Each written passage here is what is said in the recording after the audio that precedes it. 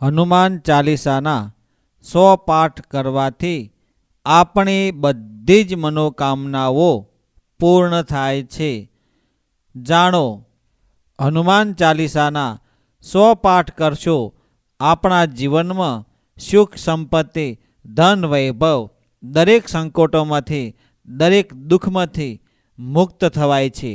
જે આપણી ઈચ્છાઓ હોય છે એ હનુમાનજી દાદા આપણી સર્વ મનોકામના પૂર્ણ કરે છે.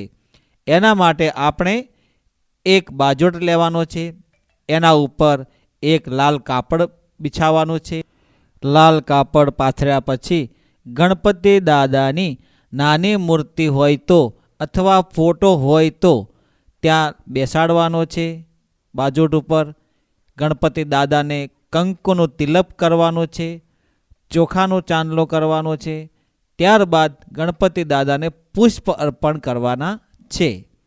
ઓમ ગણપતિ દાદાએ નમો નમઃ આટલું કહી ભગવાન શ્રી રામનો ફોટો અથવા ભગવાન શ્રી રામની મૂર્તિ મૂકવાની છે બાજોટ ઉપર.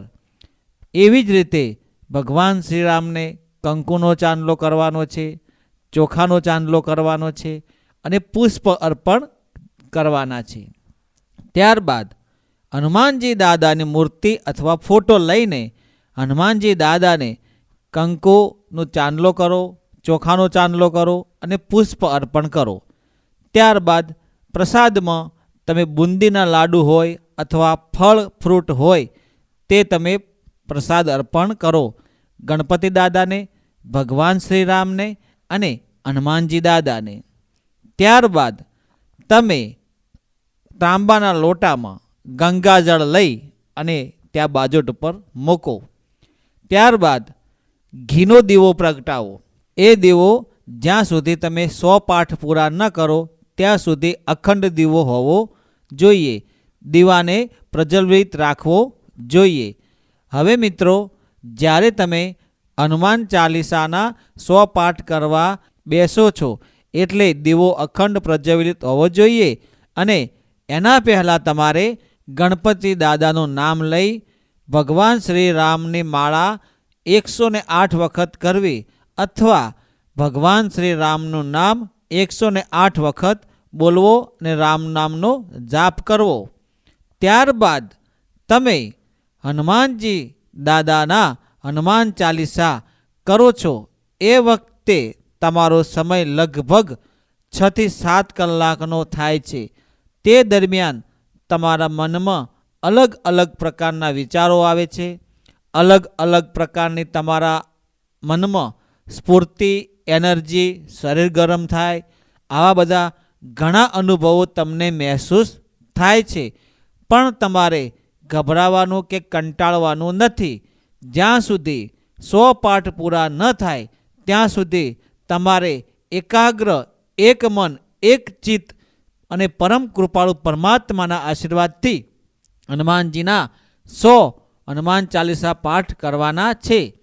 હનુમાન ચાલીસા તમને કરો એ વખતે હનુમાન ચાલીસા તમને યાદ હોય અથવા મોઢે હોય તો પણ હનુમાન ચાલીસાની બુક લઈને જ બેસવું. કારણ કે 100 હનુમાન ચાલીસાનો પાઠ કરવો એ કદાચ નાના મોટી ભૂલ પણ થઈ શકે, તો વાંચે જવું અને એક એક હનુમાન ચાલીસાનો પાઠ કરતા જવું. એ દરમિયાન તમે જો હનુમાન ચાલીસાનો પાઠ કરો છો તો ભૂલ થાય તો તમે કોઈ સિંગદાણા હોય 100 એક વાટકીમાં રાખવા અને બીજી વાટકી ખાલી રાખવી. એક દાણો લઈ અને ખાલી વાટકીમાં મૂકવો.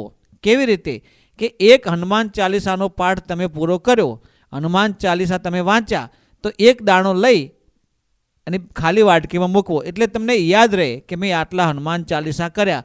અથવા તમે માળા પણ લઈ શકો છો અથવા તમે કોઈ તમને યાદ રહે એવી વસ્તુ તમે લઈ શકો છો.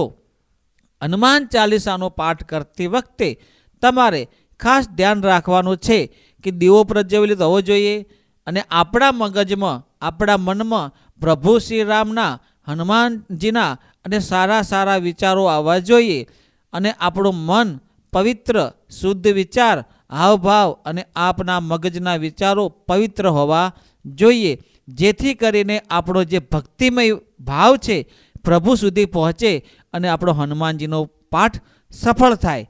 હનુમાનજીના 100 પાઠ પૂરા કરો એ બાદ તમે જે ગંગાજળ છે ભરેલું હનુમાનજીનું ત્રાંબાના લોટામાં એ તમારે ગ્રહણ કરી લેવાનું છે. ભોગ પ્રસાદ જે ચડાવેલો છે એ પણ તમારે ગ્રહણ કરી લેવાનો છે અથવા પરિવારમાં એને વહેંચી દેવાનો છે. હનુમાન ચાલીસા 100 પાઠ પૂરા થાય ત્યારબાદ તમે પ્રભુ શ્રી રામને 108 વખત રામ નામનો જાપ કરવાનો છે. કારણ કે હનુમાનજી દાદાને સર્વપ્રથમ અતિ પ્રિય પ્રભુ શ્રી રામનું નામ જ એમના માટે અતિ પ્રિય હતું. એટલે એમનું નામ તમારે ફરીથી 108 વખત લેવાનું છે અને વિનંતી કરવાની છે હનુમાનજી દાદાને કે હે પ્રભુ, મારાથી કંઈ ભૂલ થઈ ગઈ હોય તો મને ક્ષમા કરજો. 108 હનુમાન ચાલીસાનો પાઠ કર્યો, 6 થી 7 કલાક પાઠ ચાલે, એમાંથી તમારામાં જે કંઈ ભૂલ થઈ ગઈ હોય તો માફી માગી લેવાની છે. ત્યારબાદ તમે જે અથાશક્તિ કોઈ પણ બાળકીઓ હોય, નાના ભૂલકાઓ હોય, કોઈ સાધુ સંત હોય, કોઈ ગરીબ વ્યક્તિ હોય, અથાશક્તિ તમે દાન દક્ષિણા કરીને આ પાઠની ઉજવણી કરો તો તમારા જીવનમાં હનુમાનજી દાદાની અસીમ કૃપા થાય છે. અને રાત્રે પણ તમારા સપનામાં આવીને હનુમાનજી દાદા દર્શન આપશે. તમારી બધી મનોકામનાઓ, બધી ઈચ્છાઓ ધીમે ધીમે ટૂંક જ સમયમાં પૂરી થવા લાગશે. એવી જ ભાવના સાથે જય ગુરુદેવ, જય માતાજી, જય શ્રી રામ, જય હનુમાન દાદા, જય બજરંગબલી.